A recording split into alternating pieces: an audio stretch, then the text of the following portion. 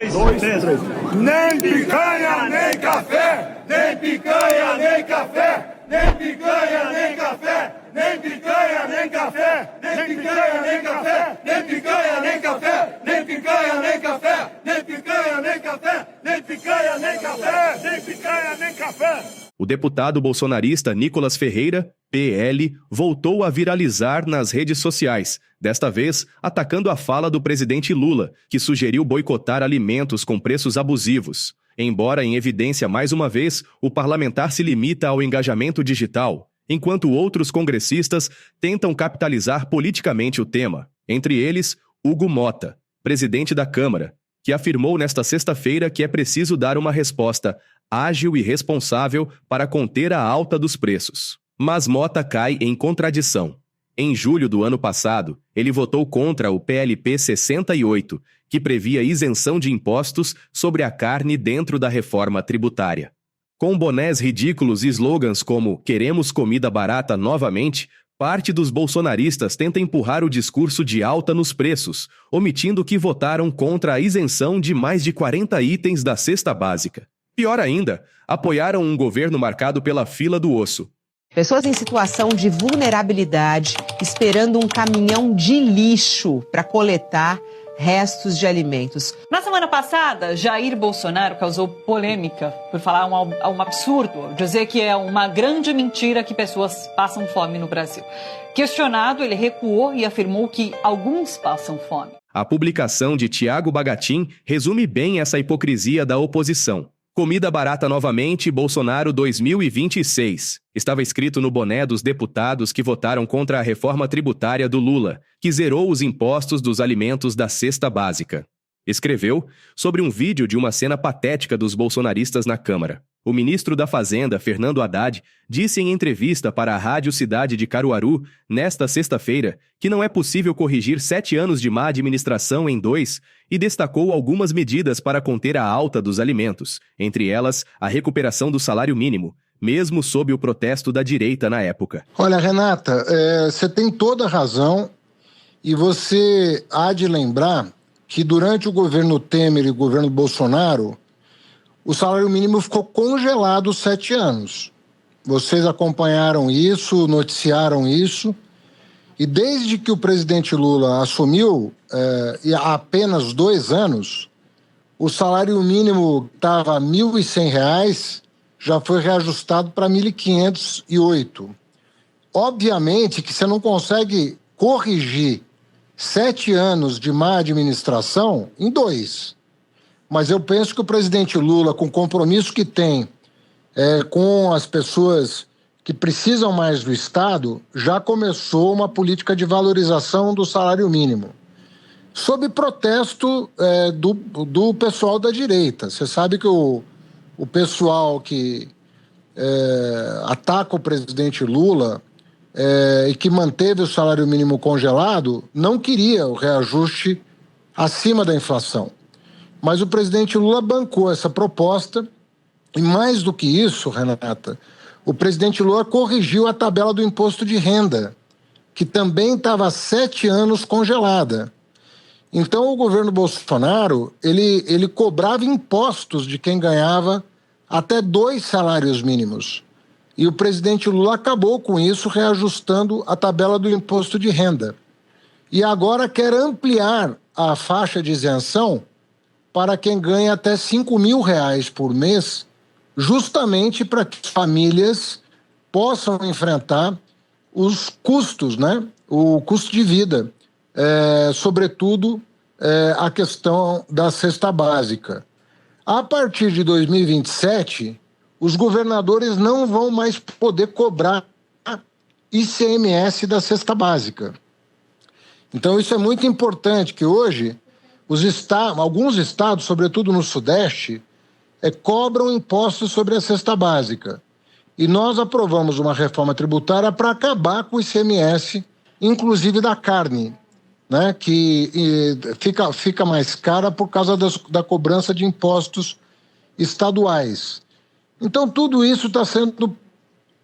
todas essas providências estão sendo tomadas porque, evidentemente, o presidente Lula tem um compromisso com essa agenda, mas são 2 anos apenas em que nós geramos 3 milhões de postos de trabalho, já reajustamos pelo 3º ano consecutivo o salário mínimo acima da inflação, corrigimos a tabela do imposto de renda, acabamos com os impostos federais e estaduais sobre a cesta básica, estaduais a partir de 2027, tudo isso para melhorar a qualidade de vida da população, sobretudo do Nordeste.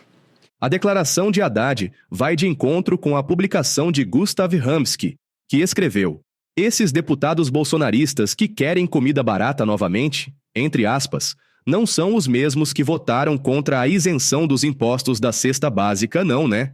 Haddad também destacou a queda do dólar e a previsão de safra recorde deste ano como reflexo do preço dos alimentos para as próximas semanas. Se aumentar o salário mínimo é uma das formas de garantir que o trabalhador mantenha o seu poder de compra. Agora, no final do ano passado, nós tivemos uma ocorrência que foi a eleição do Trump nos Estados Unidos. E isso fez com que o dólar se valorizasse no mundo inteiro. As moedas perderam valor. Agora, se você acompanhar o que está acontecendo, o dólar está perdendo força. Já chegou a 6,30 o ano passado e hoje está na casa dos 5,70 e poucos. Então, isso também colabora para a redução do preço dos alimentos no médio prazo. Por quê? Porque apesar de nós sermos grandes exportadores de alimento, quando você exporta o alimento, você exporta em dólar.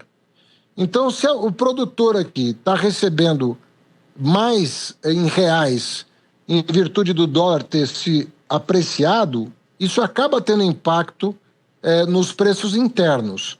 Então, também a política que nós estamos adotando para trazer esse dólar para um patamar mais adequado, também vai ter reflexos nos preços nas próximas semanas. Em terceiro lugar, o Plano Safra. O Plano Safra do presidente Lula, o ano passado, foi o maior da história. E nós vamos colher a safra agora. A partir de março, nós vamos começar a colher essa safra.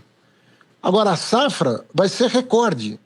Nós vamos colher como nunca colhemos alimentos e também grãos e tudo mais. Tem o ciclo do boi também, que está no final, e isso tudo vai ajudar a normalizar essa situação.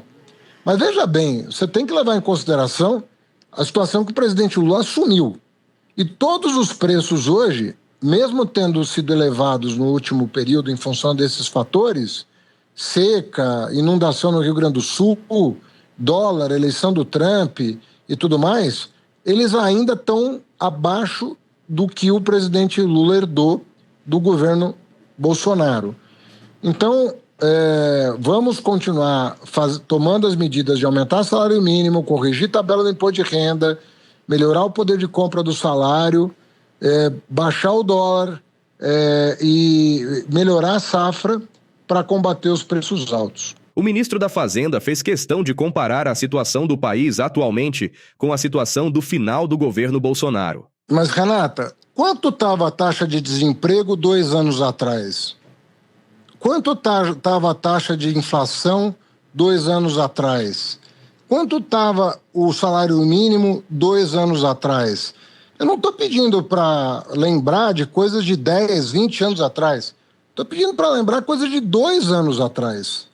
Obviamente que eu estou aqui reconhecendo, e o Partido dos Trabalhadores é o primeiro a reconhecer, que nós temos muito a fazer, muito a recuperar do que foi destruído. Isso aí não tem a menor dúvida. Estamos trabalhando dia e noite para isso. Estamos levando universidade, estamos levando escolas técnicas, creches, hospitais, retomamos o PAC. Nós geramos 3 milhões de empregos nos últimos 2 anos. A economia cresceu em 2 anos 7%.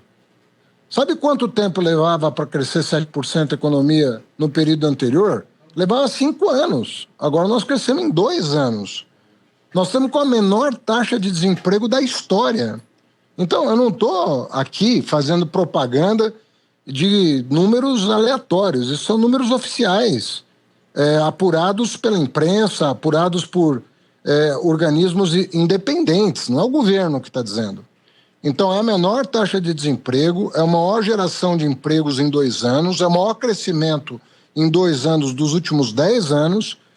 Agora, tem muito para fazer, obviamente. Então, nós temos que olhar, na minha opinião, para a gente não desanimar e não passar uma ideia equivocada, é olhar para trás, e para trás não é para 10 anos atrás, é para 2 anos atrás. Pega a inflação, pega desemprego, pega o salário mínimo de 2 anos atrás e compara. Agora, tem o que fazer? Muito o que fazer. E não vai faltar energia do presidente Lula para nos exigir, nós que somos colaboradores dele, a entregar mais e chegar o ano que vem com um país muito melhor do que ele recebeu, que é o compromisso dele. Haddad também falou sobre o preço do combustível, que é outro fator que impacta o dia a dia da população. O dólar voltando ao normal, depois da eleição do Trump, da eleição do Trump, teve uma disparada do dólar. E você sabe que a gente importa gasolina, né? E diesel. Então, isso tem reflexo no preço. Agora, de novo, compara com o preço de 2 anos atrás.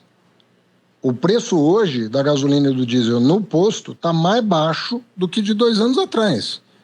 Então é óbvio que você tem aumento da produção, você tem ativação das refinarias. As refinarias foram privatizadas pelo Bolsonaro. Você já viu o empresário não querer lucrar em cima da população? Quando você privatiza uma refinaria, ela vai gerar lucro para quem comprou, né? Então você tem que tomar... Isso não foi feito pelo governo Lula, foi feito pelo governo anterior. Você lembra que os postos de gasolina da BR eram da Petrobras. Hoje não são mais da Petrobras. O Bolsonaro vendeu. Então a gente tem que ter clareza de que você não conserta um país que foi destruído em 2 anos. Agora, ainda assim, o preço do combustível hoje no posto de gasolina está mais barato do que o do Bolsonaro. É só pegar as fotos e as notícias que vocês mesmos deram 2 anos atrás. Eu repito, tem muita coisa para fazer. Você não reconstrói um país em 2 anos. Mas comparando com o que a vida estava 2 anos atrás, eu acho que o avanço é muito significativo.